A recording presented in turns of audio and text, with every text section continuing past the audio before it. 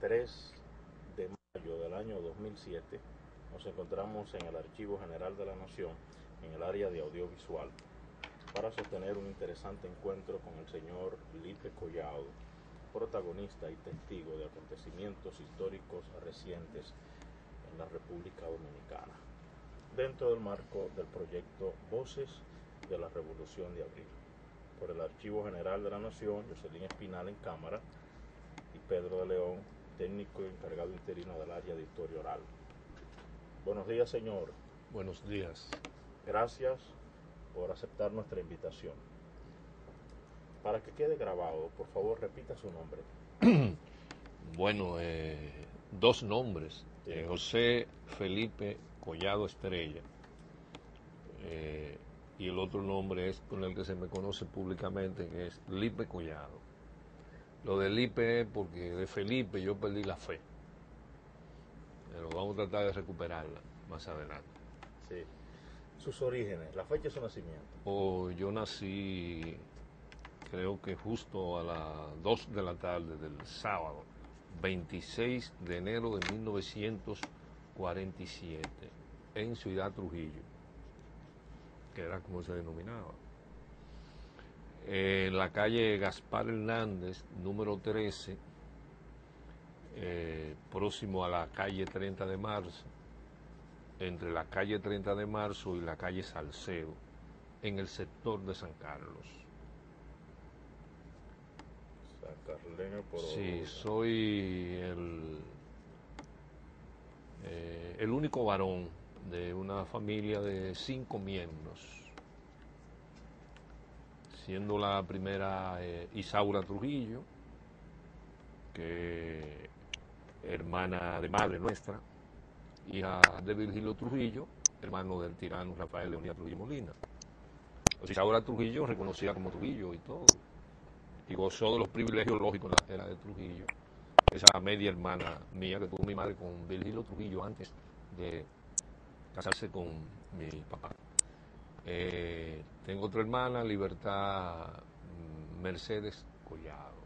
Eso de Libertad es muy importante. Más adelante se ve, porque ella era melliza con otra que murió posteriormente. Murió de unos 2 a 3 meses. Yo realmente no, el dato no lo recuerdo, como lógico no, yo no estaba vivo aún. También sintomático, tiene un significado más adelante. La que murió se llamaba Victoria. O sea, a la melliza le pusieron en plena era de Trujillo Libertad y Victoria, lo cual no dejaba de ser un riesgo. Por cuestiones tan simples tú podías ser sometido a investigación, etcétera. Bueno. Y otra hermana mía que es muda, que nunca ha hablado, aunque oye, Guadalupe Collado Estrella.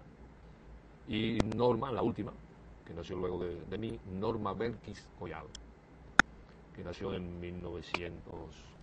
Bueno, nosotros nos llevamos hasta, aparte de Isaura, lo que nacimos dentro del mismo matrimonio, pero nos llevamos un año o año y medio.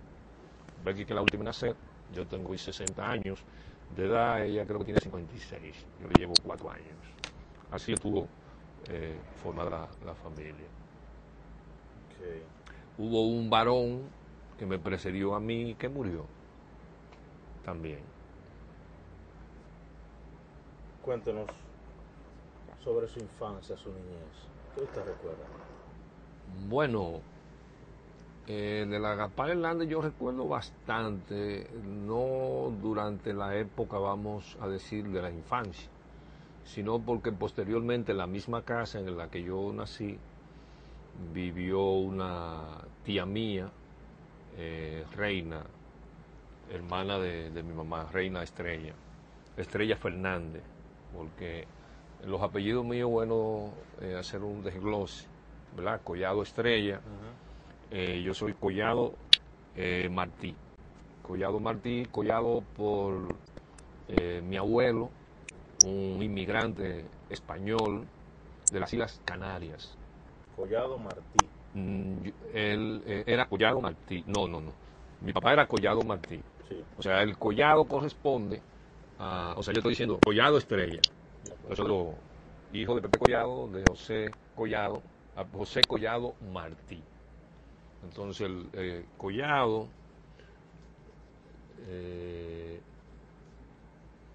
no, era Collado Martí, sí, Collado Martí, Martí era la abuela, ok. Entonces él vino de las Islas Canarias, se estableció primero en Puerto Rico, perdón, eso es un dato curioso, que yo tengo en planes dentro del trabajo de investigación determinar eso. Se instaló en la isla de Puerto Rico, allá conoció a Guadalupe, que sería la madre de mi padre. Según el relato familiar, allá ocurrió un serio incidente porque una de las hijas que quería ser monja, vivía siempre en una iglesia, y según el relato familiar fue violada por el sacerdote de la iglesia. Entonces el abuelo mío preparó su viaje. Antes no era como hoy, ¿verdad? Era en barco que se viajaba. Y no sé por qué tenía algún control con la salida o no de la embarcación. La cuestión es que cuando tenía todo para viajar, salió del puerto, llegó a la barriada donde estaba la iglesia y mató al sacerdote. Y entonces vino para acá. Esa es la versión de la familia, que aún hoy se menciona.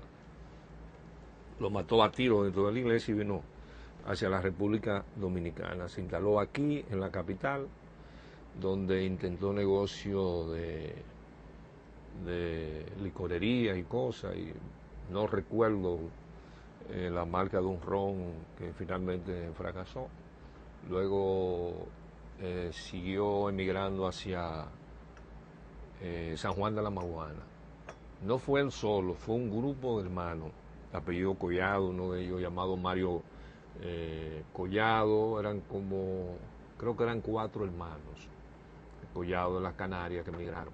Uno se estableció en Brasil, otro que supuestamente yo no iba a Brasil, quedó muy bien establecido y es uno de los principales terratenientes de Brasil, con industrias, etcétera, etcétera, etcétera. Pero yo no he tenido contacto, otros han tenido contacto con esa familia.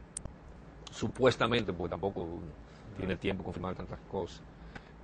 Otro de los Collados era sacerdote. Según la versión, se estableció en una región del país, primero en la parte de Guayubín, etcétera, y dejó una larga descendencia.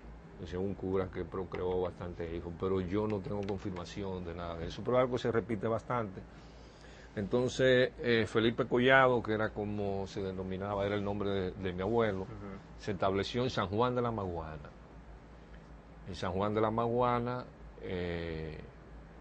se le recuerda históricamente, aparece en la historia de la agropecuaria dominicana como un innovador en la producción agrícola. Se dedicó a la exportación de madera y de otros productos agrícolas. Entonces él construyó en el país los primeros silos. El primer silo que se construyó en la República Dominicana lo construyó Felipe Collado en San Juan de la Maguana. Entonces, hoy día los silos del INEPRE tienen el nombre de Felipe Collado. Una tarja que le pusieron durante el gobierno de Balaguer.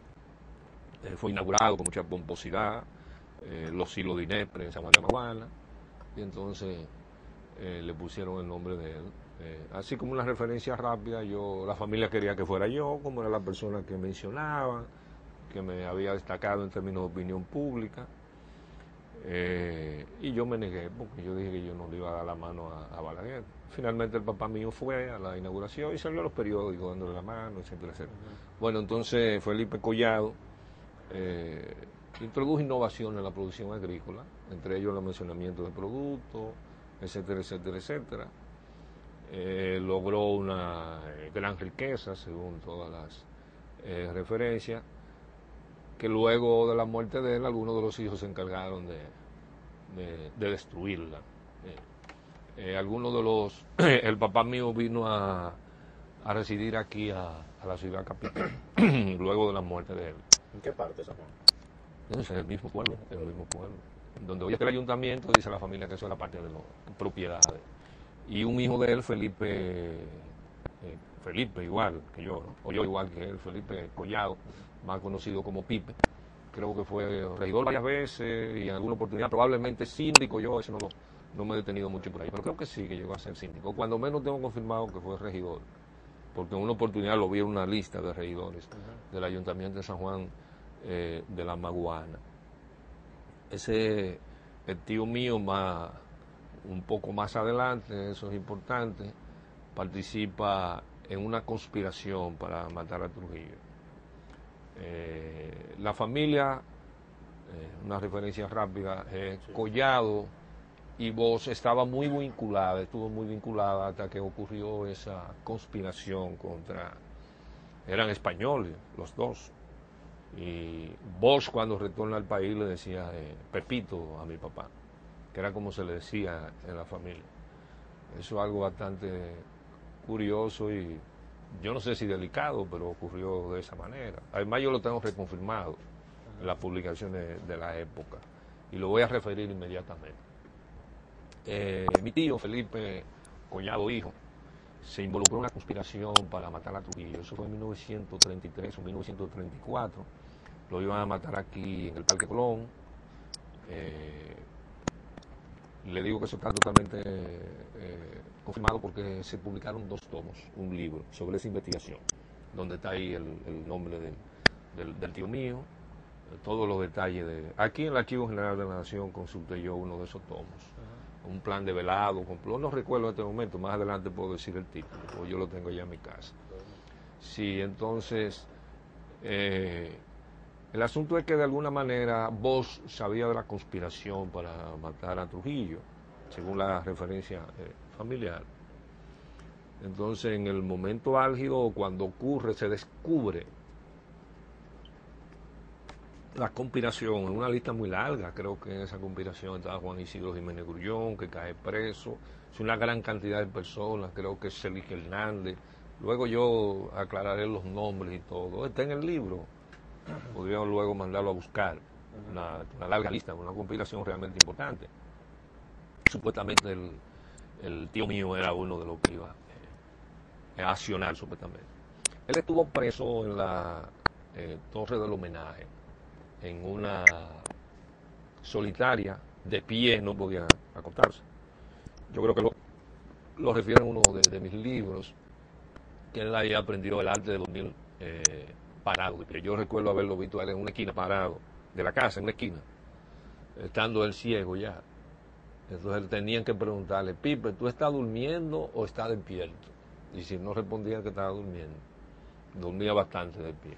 Es una cuestión bastante curiosa, que tuvo 1 año y algunos meses preso de pie. Entonces tenía que hacer todas las necesidades, comer y todo. Mi abuelo, que era ciudadano español,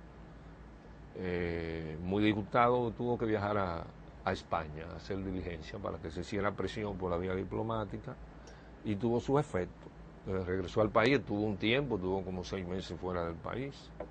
Se negaba a regresar al país ejerciendo la presión y cuando creyó seguro que se iba a hacer la presión diplomática, retornó al país y finalmente a mi tío, a Pipe Collado, lo liberaron. Pues en el tránsito, mientras Pipe Collado estaba en la cárcel, a los pocos días de estar en la cárcel, Juan Bosch se destapó, es la expresión que usa en la familia, con varios artículos elogiando a Trujillo. Es lo que se dice, pero yo lo tengo confirmado los artículos. Esos artículos están, tengo confirmado que para esa época, para esos días, Bosch publicó unos artículos en el Listín Diario, donde él le daba el calificativo a Trujillo de jefe. Decía que la sociedad dominicana, él dice en esos artículos, estaba necesitada de un jefe, había estado necesitada, y que ese jefe era Trujillo. Y en uno de esos artículos recuerdo, que leí aquí en el Archivo General de la Nación, Bosch hablaba de las consecuencias que tendría para la nación, para el país, la desaparición de un hombre como Rafael Leonidas Trujillo Molina, etcétera, etcétera, etcétera. Yo le doy algún grado de veracidad. Yo lo explico ya en términos políticos, no en términos timográficos, pero eso se paró bastante, o sea, hubo bastante disgusto Y el abuelo mío no quedó a gusto con la familia Bosch, porque parece ser que ellos, como lógico, yo lo veo lógico que lo hicieran y que Bosch lo hiciera también. El análisis de Bosch, son 2 o 3 artículos, no recuerdo bien, es un análisis con un fuerte contenido sociológico. Pero se le nota, al uno tener esa información, se le nota como un cierto grado de desesperación o aclaración de que no tenía que ver nada con esos acontecimientos, que todo lo contrario, etcétera, etcétera, etcétera. No era que él estuviera involucrado directamente, estaba al tanto. Él estaba al tanto de lo que podía acontecer en la versión que había. Ellos consideran que él traicionó, etcétera, etcétera. Yo lo juzgo hoy como que él guardó distancia del acontecimiento. Bueno, yo con esto no quiero tampoco denostarlo, pero todas las investigaciones, el curso de las investigaciones mías, yo noté, bueno, ahí están las huellas. O sea, el profesor Bosch tuvo un activismo bastante fuerte en pro de Trujillo, un activismo público. Bosch fue un activista de la primera reelección de Trujillo, aparece en los periódicos de la época, que yo he visto. Es uno de los oradores, si no el principal, en una manifestación pro reelección de Trujillo en 1934, en la población de Boca Chica, etcétera, etcétera. Ese seguimiento así que yo le he podido dar a ese real trujillismo de Bosch, unido con la famosa carta de él diciendo que era que no era Trujillo que se honraba al cambiar el nombre de Santo Domingo a Ciudad Trujillo, sino que era la ciudad que se honraba al recibir el nombre de Trujillo, que es una famosa carta de Bosch que le han sacado los enemigos. Claro, no hay que ser enemigo, una realidad de la carta. Todo eso yo luego me doy una explicación de cuando lo que yo considero que uno de los de las medidas políticas un tipo de acción que yo denomino error de origen, que a la larga le causó mucho daño no solo a vos, sino al país. Cuando vos retornas al país y lanza la famosa, no simplemente, eso no es una simple consigna, no, eso es una línea de acción política, denominada borrón y cuenta nueva. Y vos se alía al trujillismo. Tendrá más adelante sus consecuencias, muchos lo atribuyen incluso a la propia Revolución de Abril, un sector militar que participa en la Revolución de Abril, importante, viene de familia de trujillistas, hijos de generales, se hacen todo ese tipo de interpretaciones, pero no, por eso, o sea, yo creo que esa consigna de borrón y cuenta nueva, ese accionar político de alianza con el trujillismo, a mi modo de ver, desde el punto de vista histórico, tenía una justificación también de carácter personal. No tan solo de un hecho político, de sino también personal, porque era la única vinculación que vos tenías. La vinculación que vos tenías era con el trujillismo, del cual él había sido un militante importante hasta que se va del país. No lo digo yo, está en los periódicos de la época. Ahora se va a publicar una cronología de la era de Trujillo, que yo tengo una copia en mi poder, y realmente llama poderosamente la atención las bastantes referencias que hay, bastantes 5, 6 o 7, de participación de Bosch en actividades trujillistas en ese periodo, un periodo bastante definitorio. Y se resalta que usted nos dice uno de los oradores no lo estoy denotando, yo soy un gran admirador de Bosch, acontecimientos que están pero ahí, eso está ahí, y yo trato de buscar una explicación, pero sigo creyendo que algo que le hizo un daño extraordinario a la nación fue el borrón y cuenta nueva, no solo como consigna, sino como accionar político. La fuente de ese dato, de una actividad en Boca Chica, nos dijo. Sí, eso está en la cronología que va a salir de la era de Trujillo. Sí, eso está ahí. Además yo lo había leído ya antes. Va a estar ahí en la cronología, cuando esa cronología salga, va a salir ahora, o para el 30 de mayo, luego del 30 de mayo de este año 2007. Ahí se verá ahí la reseña del periódico, un resumen, entonces se va al periódico, que yo lo había visto. Entonces ahí está. Él tuvo una participación realmente. Pero de todas maneras, yo observaría que sigo siendo un estudioso de Trujillo, de la era de Trujillo, que ese Trujillo que va del 1930 a 1934 despertaba una gran admiración. Estaba emprendiendo una obra de gobierno, una política de Estado realmente significativa.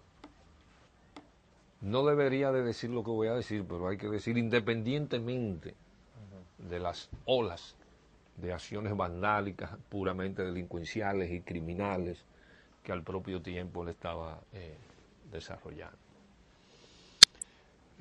Una política de decantamiento dentro de su plan de permanencia, de larga permanencia en el poder. Tal vez vos, como otros intelectuales, estaba muy impresionado por el cambio de rumbo que se le estaba dando a la nación en el plano de la administración de la política, del desarrollo de la política de Estado, y, como lógico también, que todo tiene su precio. Porque en el fondo los intelectuales consideraban que Trujillo estaba bien, duro. Todos los intelectuales de la era de Trujillo lo exoneraban en cierto mundo del crimen como algo realmente necesario, como consideraron realmente necesario la matanza de los haitianos. Es como se dice en el campo, que el agua siempre paga su daño. O sea, cuando viene aguacero diluviano y vienen desbordamientos que producen daños, destrozos, etcétera, etcétera, luego viene una gran producción, porque todas las tierras quedan bien irrigadas, abonadas, con lo que arrastra el río, etcétera, etcétera, etcétera. Tal vez buscando una interpretación de cómodo. Bueno, no hemos desviado hacia, pero creo que era importante y necesario por cosas que luego acontecerán más adelante.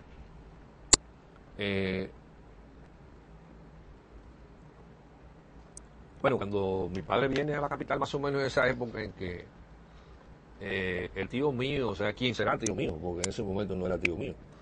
En ese momento mi papá y mi mamá no estaban casados, pero concomitantemente, digo yo, es que mi madre entra en relación con Virgilio Trujillo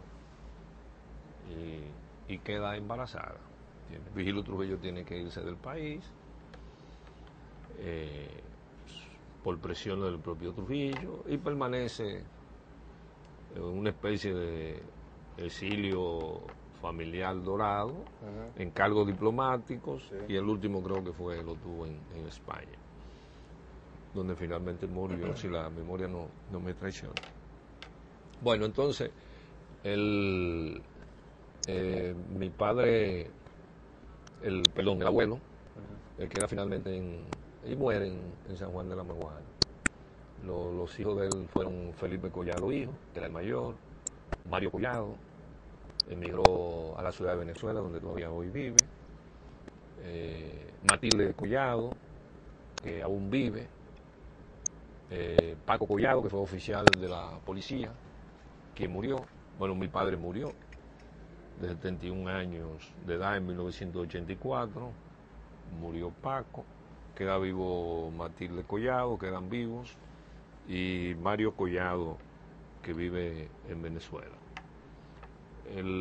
Aquí en la capital, entonces, entra en relación con mi madre.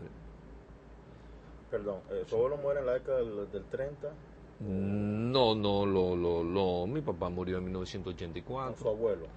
Mi abuelo muere creo que en 1900, yo no recuerdo realmente, no, yo tendría que ver, yo tendría que buscar ese dato a ver en qué momento muere, tal vez murió en el 36, algo así, no realmente no. Y para crear una cronología, en base a Pipe Collado, la prisión de un año y algo terrible, ¿es en el mismo 33, 34 más o menos cuando es capturado? Sí, yo te dije que te voy el próximo encuentro a decir, incluso aquí hay un libro donde él aparece una conspiración, probablemente la conspiración más importante, el inicio, digo, que no fuese militar, porque no era una conspiración militar, es la misma conspiración en que aparece tan envuelto es Jiménez Grullón, el grupo de Santiago, Jiménez Grullón.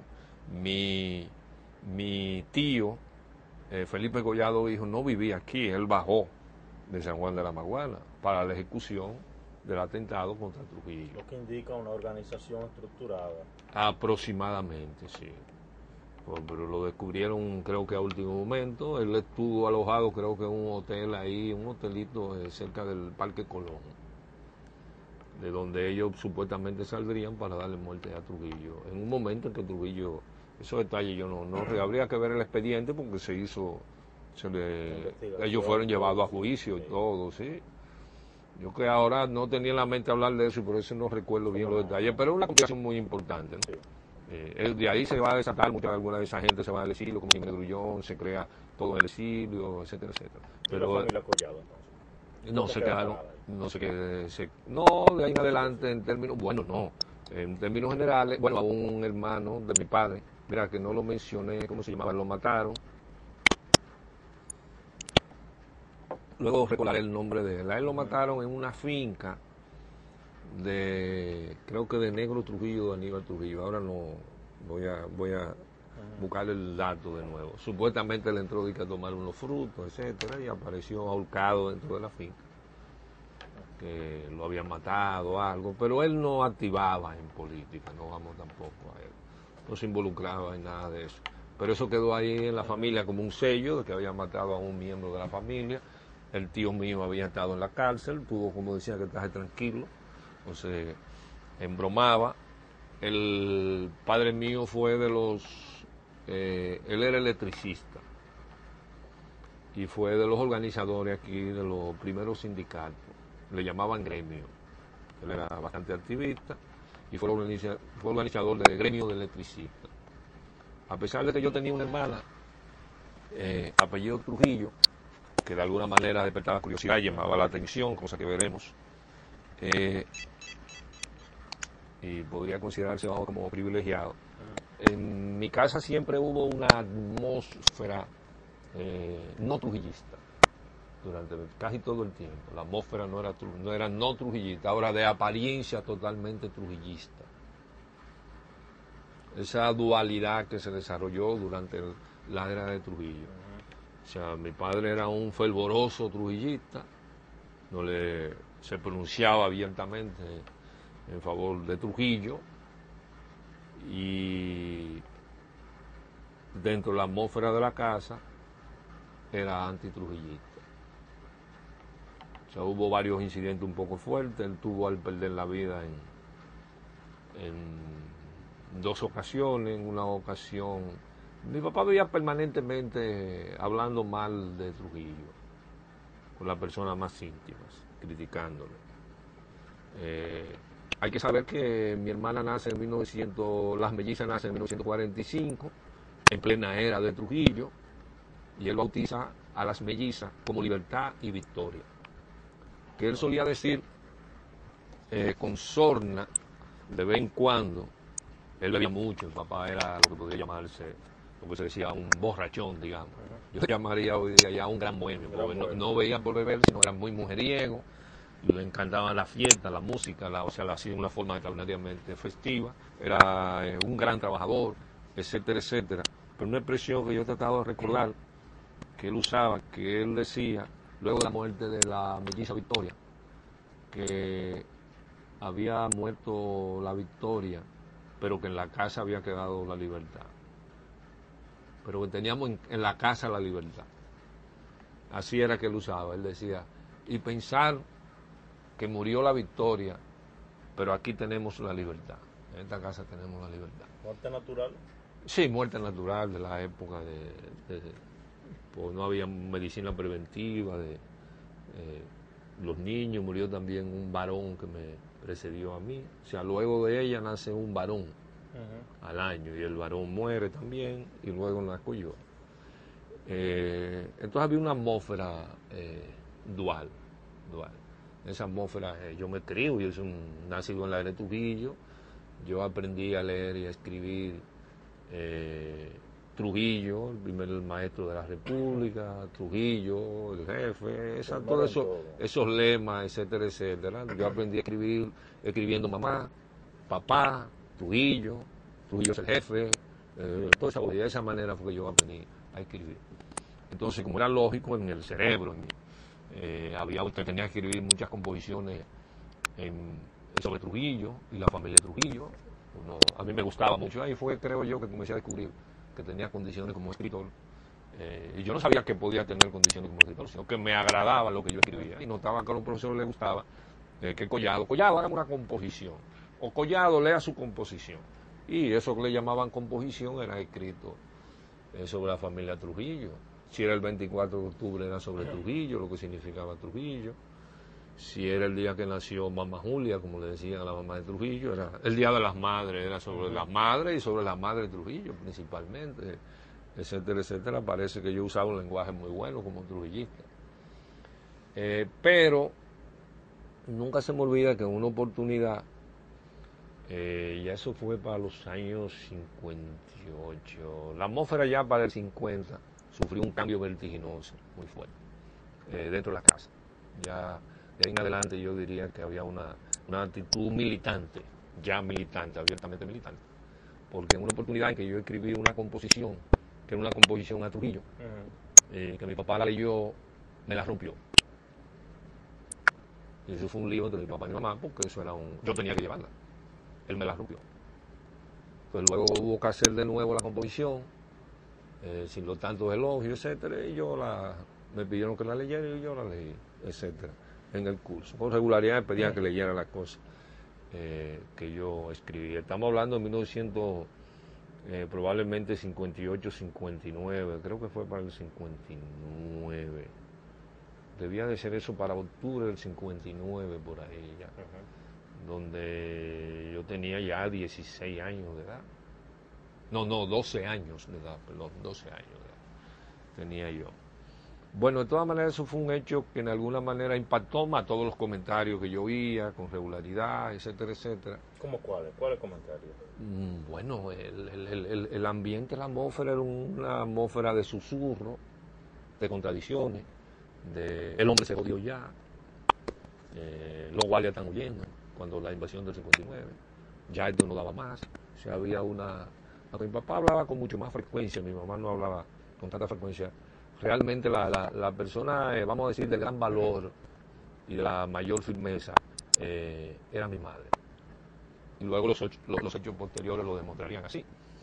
En una oportunidad pero estamos hablando que yo tengo una hermana apellido Trujillo. Ella no vive en la casa. O sea, hay que ver lo que eso significa. Es un riesgo máximo que se está corriendo.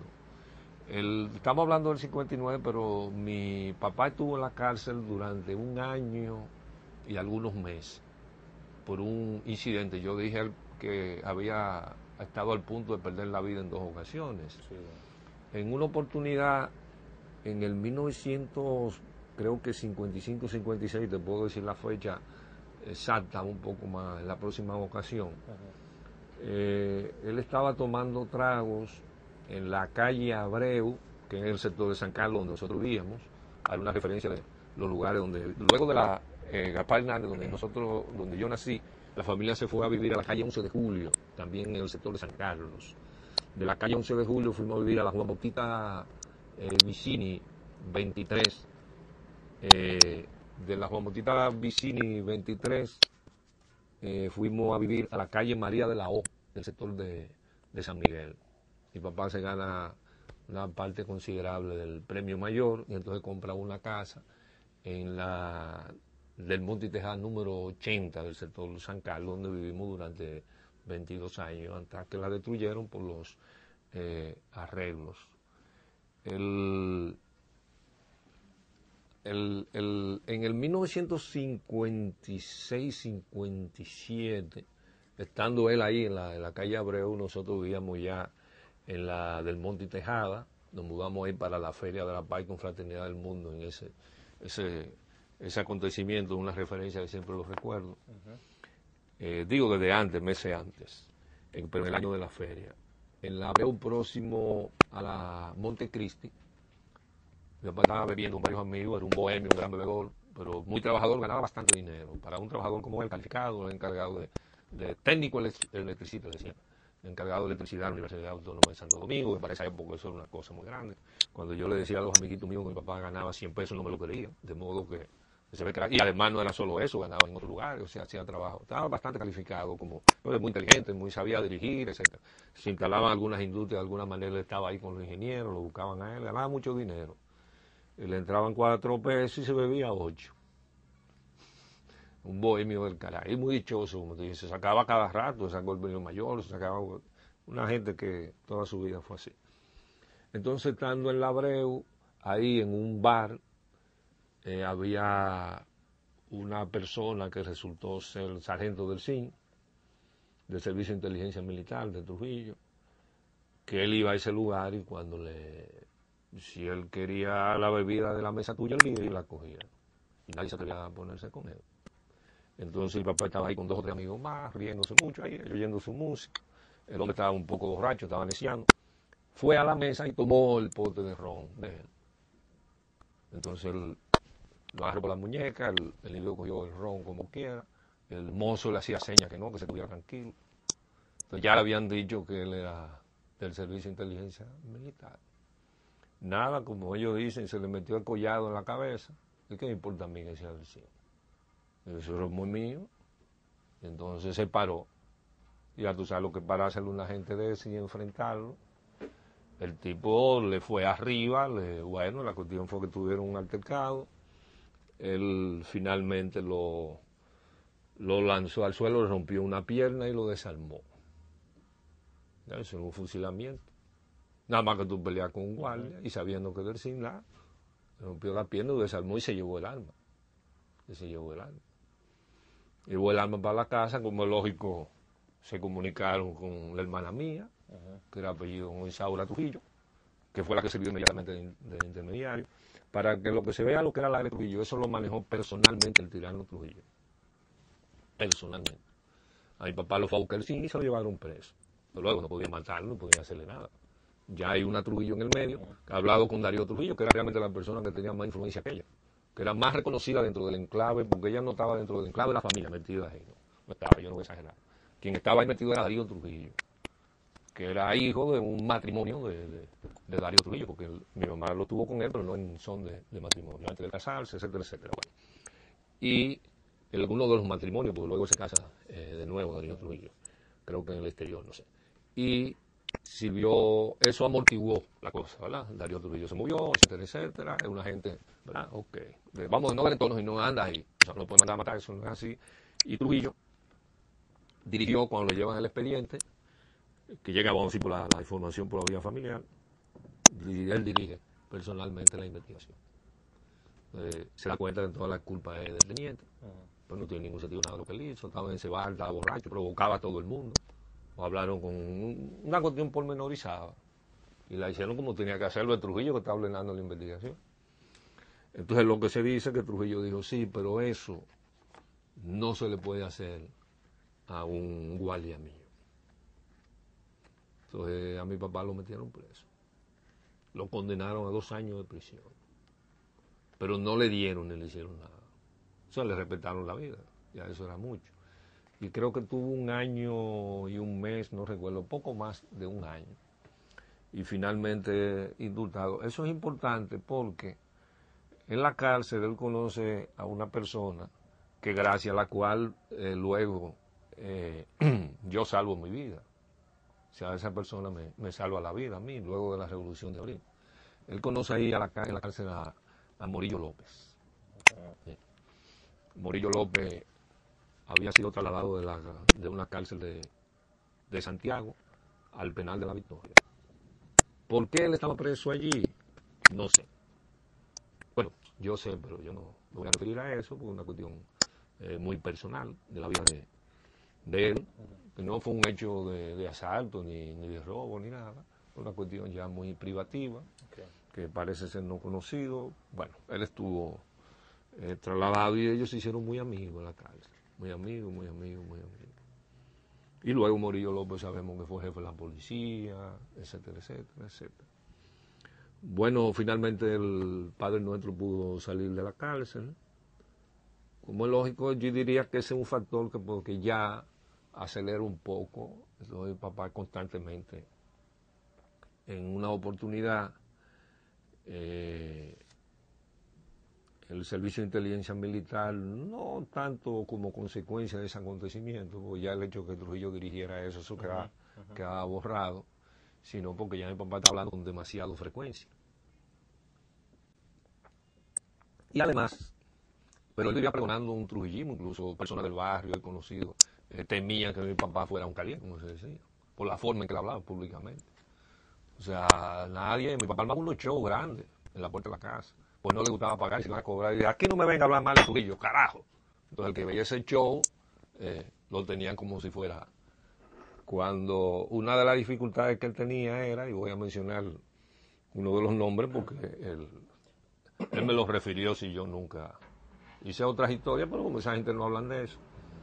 Tú no te imaginas lo que era la R. Trujillo, si una persona caía preso por política, o estaba asignado como antitrujillista, nadie le hablaba.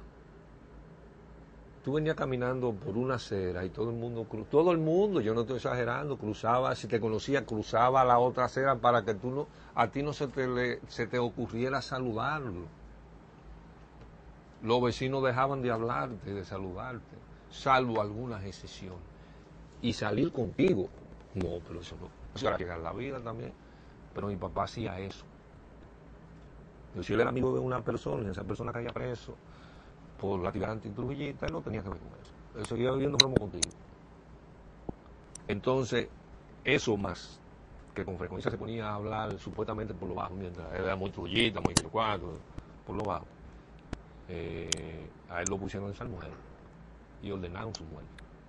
Una de las referencias que tengo del doctor abogado Vanel Riple, que era un antitrujillista muy reconocido, amigo mío, somos bastante amigos, que vive en el sector de San Carlos, en la calle Montecristi, próximo a las 5 esquinas. Estaba bajeado, como suele decirse, estaba quemado. Había estado en la 40, había salido de la cárcel, y él me cuenta a mí, yo sé que yo lo recuerdo, que ellos andaban juntos. Fue una oportunidad en que yo le fui a pedir un servicio como abogado nosotros. Y a la segunda o tercera oportunidad digo, pero ven acá, pero que tú no quieres cobrar, pero eso está bien que seamos amigos. Dice, no, es que yo no le puedo cobrar a un hijo de Pepe. Entonces él me narró eso. Digo, pero tú sabes lo que es la R. Trujillo, que a mí no me saludaban ni los vecinos. La gente me cruzaba a la calle. Y tu papá iba a mi casa buscando a mí para ver romo. Lo llevaba a todas partes, dice él. Entonces él se sentía, bueno, entonces ese tipo de actitud, como cualquier cosa está avisado a Trujillo, o su manera de ser, su temperamento, más todo lo anterior que vimos, de libertad y de victoria, y que yo cuánto, manteniendo un escudo como muy trujillista, muy que yo cuánto. En una oportunidad, una persona bebiendo en la casa, que estaba acompañado por otra, que resultó ser un militar, pero que no sabía que era militar, delante del cual se había puesto a hablar, que ya los finales de la era de Trujillo estaban muy próximos, etcétera, etcétera.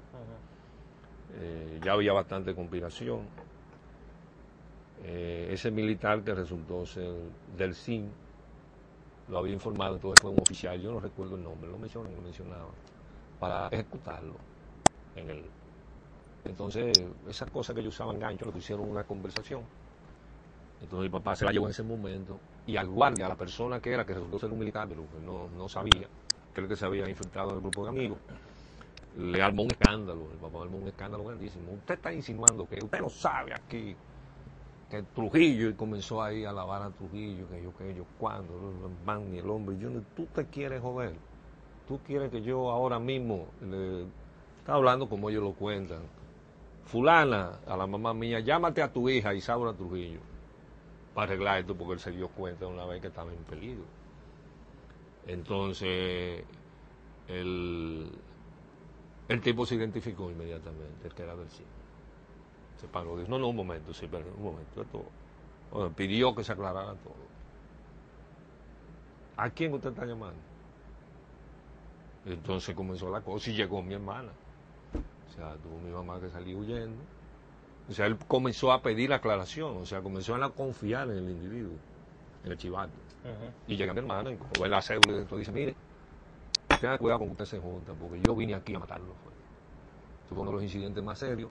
Y al guardia se lo llevó preso el mismo día, al individuo, porque lo iba a hacer cometer una injusticia. Encontró una gente vinculada a los Trujillo. Se hizo un arreglo, porque estaba contando, pero eso fue un teatro, eso fue una cosa que yo siempre la recuerdo. Yo estaba muy asustado presenciando. todo aquello ahí. Un ambiente de mucha tensión. ¿Usted de tenía mucho- más o menos cuántos años, me dijo? Bueno, eso fue en el 59, 58, 59, debo tener unos 11 o 12 años por ahí, si la memoria no me traiciona. Entonces nada, ya la cosa, como es lógico, estaba bastante complicada. Yo siempre he tenido una actitud bastante, vamos a decirle, rebelde.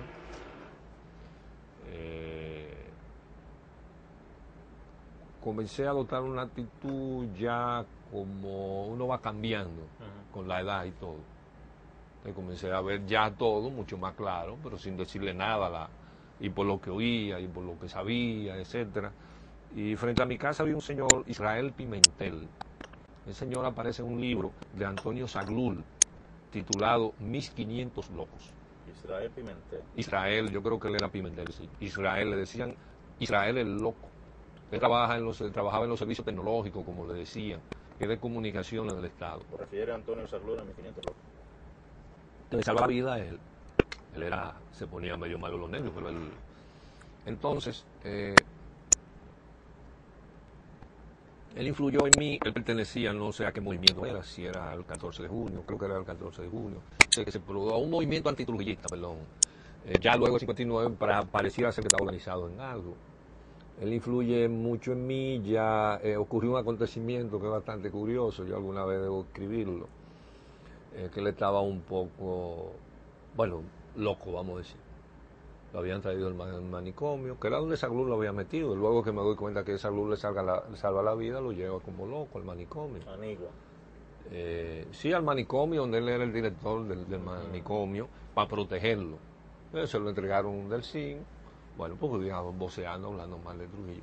Entonces, dándole una oportunidad, él se cogió con que él era Jesucristo, que iba a predicar la palabra del Señor y se paraba en la puerta, pero eso era un show porque él tenía planeado lo que sucedió. Entonces una noche, este señor, eso era del Monte Tejada, yo vivía del Monte Tejada número 80 y él vivía en la del Monte Tejada número 84. Yo mantengo la vinculación cercana de amistad con esa familia todavía.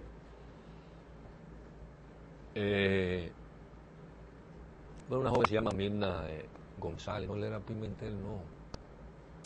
Oye, no sé, mira a ver si pónmele González o Pimentel, el apellido, ¿no? Sí, yo creo que era González, no era Pimentel. Yo después te lo confirmo. Él él se desnudó en cuero, comenzó a correr. Vale, alguien se encuera ahora, está bien, pero en esa época eso era pero eso no, usted no se imagina, porque eso era una vida muy aldeana, y más en el sector de San Carlos, que decían la Villa Blanca, que privaban, que yo, pues. Y él comenzó a correr desnudo, desde la esquina de la Eugenio Perdomo hasta la esquina de la Abreu. Entonces luego entró a la casa porque la gente riéndose y vino con una sábana. Entonces se puso una sábana blanca y comenzó a correr, porque la familia le había boceado, entonces le buscaron una sábana, él entró y comenzó a correr ahí con su sábana, voceando que él era Cristo y que él había vuelto. Estuvo un rato voceando, la gente comenzó a aglomerarse, y yo qué, cuando él vio que había mucha gente, entonces se subió en una pared de un solar baldío que estaba al lado de mi casa. Que si hubiese habido una vivienda ahí debía de ser el número 78, y ahí subió él y comenzó a predicar la palabra ahí del Señor, que era Jesucristo, y había mucha gente y se ponían a aplaudirlo. Entonces cuando él consideró el momento adecuado, entonces él hacía así, abría la sábana para que lo vieran desnudo y eso, y después la cerraba, y la gente aplaudía. Entonces de repente él dijo aproximadamente, no exactamente las palabras, sino el concepto, que ahora él quería darle a ellos, decir la mayor revelación que él había recibido. Y comenzó a hablar mal de Trujillo, de la desaparición de Trujillo y de, eso sí lo recuerdo, como de toda esta mierda que estamos viviendo. Y comenzaron a irse, y él comenzó a reírse, ahora se van, abajo Trujillo, comenzó a vocear, ahí abajo Trujillo, todo el mundo cerró la puerta, en mi casa cerraron la puerta, etcétera, etcétera. Es un incidente importante para la vida mía. Ya estaba ocurriendo algo, entonces viene y acontece lo siguiente. Él estaba un señor normal, él leía muy bien, él tenía una buena cultura, era un gran lector. comenzó a influir en mí, porque a mí me gustaba leer, etcétera, etcétera, y me prestaba algunos libros. Bueno, viene la invasión del 59, entonces se celebraron unas elecciones municipales en las que participa Darío Trujillo. Recuerdo a Darío Trujillo en medio de su campaña, que andaba vestido, muy bien vestido. Trujillo lo recuerdo como un hombre bien parecido, porque las mujeres, ¿verdad? Ay, tan buen mozo, lo que yo cuento. Usaba un sombrero de cana, lo recuerdo vestido de blanco, y fue allá con su sombrero de cana haciendo campaña, porque Trujillo organizó una especie de elecciones, un teatro de elecciones libres, y la aspiró a síndico. Eso fue en 1960, yo no recuerdo exactamente en qué mes, probablemente en diciembre del 60, no, exactamente no recuerdo. Entonces él hizo como 2 paradas en mi casa, lo cual ya tú sabes, eso también había, o sea, soy una persona muy conocida, mi casa era una casa muy conocida, nosotros todos éramos muy conocidos. Eso tiene una vinculación con cosas que ocurren posteriormente, el desarrollo de un liderazgo barrial, etcétera, etcétera. Entonces, el Darío puso letreros. Ya yo tenía una actitud antitrujillista. Ya yo era realmente antitrujillista, un militante antitrujillista, vinculado a ese señor, que ya no actuaba como un loco, ya estaba totalmente normal, etcétera, etcétera. Asistía a su trabajo, no sé dónde era que trabajaba, influenciado por lo que veía, por lo que iba, aunque parezca curioso en ese momento yo no le daba esa importancia, hoy se la doy. En eso estaba involucrada la hermana mía Libertad. Había un muchacho que le decían Felipe el Loco, que él hacía lo que yo le dijera. También él hacía lo que nos pusimos a hacer, por lo que apresaron y mataron gente. Darío tenía una consigna, tenía letrero que ponía vota por Darío, lo pusieron los bancos del Parque San Carlos atrás, vota por Darío, por todas partes en su campaña. Que por cierto se dice que él ganó las elecciones y se las arrebataron, porque logró una popularidad extraordinaria, la gente se tiraba a la calle cuando lo veía, porque él era el único de los Trujillos que andaba por la calle, por todas partes, y hermano tuvo que salir huyendo del país, ahí le saquearon negocios y él no fue realmente reprimido hasta donde yo recuerdo, de lo poco los Trujillos no fue reprimido, y él tuvo una gran oportunidad, dicen que le robaron las elecciones. Pusieron al papá de Cuchito Álvarez, que era el candidato a síndico, etcétera, y había otra consigna de él que decía: con Darío la ciudad brillará como un espejo. Tú sabes que Trujillo se ufanaba de eso, que era la ciudad más limpia de América, etcétera. Entonces yo, mi hermana, Felipe el Loco, mandado por mí, hacía lo que no tenía mucha conciencia. Le decíamos Felipe el Loco, pero no es que era un loco de manicomio, poco acelerado. Comenzamos a poner letreros en contra de Darío,